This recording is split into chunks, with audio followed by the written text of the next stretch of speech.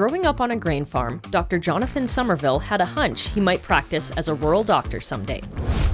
A trip to the Peace Country during med school clinched it. The RhPAP had a program where you could go and shadow a rural doctor. And so I went to Grimshaw, Alberta, and spent a few days with Dr. De Kock. For me, that was kind of a light bulb moment. Like, this confirms that this is what I want to do. He's got the variety. He clearly loved the work he was doing. Jonathan went on to complete residencies in Rimbey, Lacombe, and Sylvan Lake.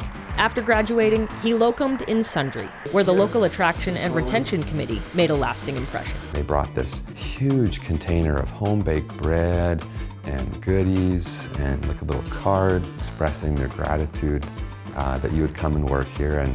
And I'd only been here for a few weeks as a locum, and so right away I had the sense that, that this retention committee was very invested in making doctors feel welcome. Jonathan also found the Sundre healthcare team welcoming. I think we've got everything ready. You immediately have the sense that people work well together in Sundre. There's a culture here of respect. Next came the challenge of convincing his wife, Aletheia, to move to Sundre.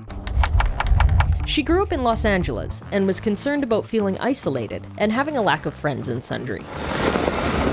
It took 6 years, but finally, Jonathan was able to convince her. It's been wonderful. It's kind of the opposite, I think, of what I thought it would be. When we moved here, we met a lot of young families who'd also moved at the same time as us. So we ended up making lots of friends, and the kids made a lot of friends too. It's been very positive.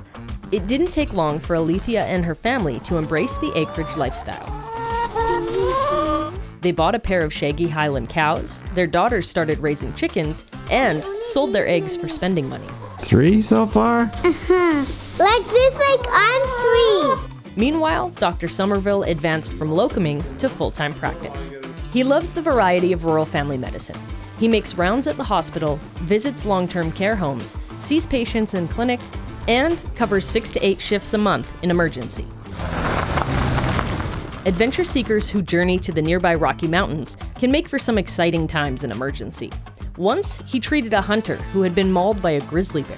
He had very substantial injuries, life-threatening injuries, treated him, stabilized him, and then transferred him to Foothills Hospital for definitive care.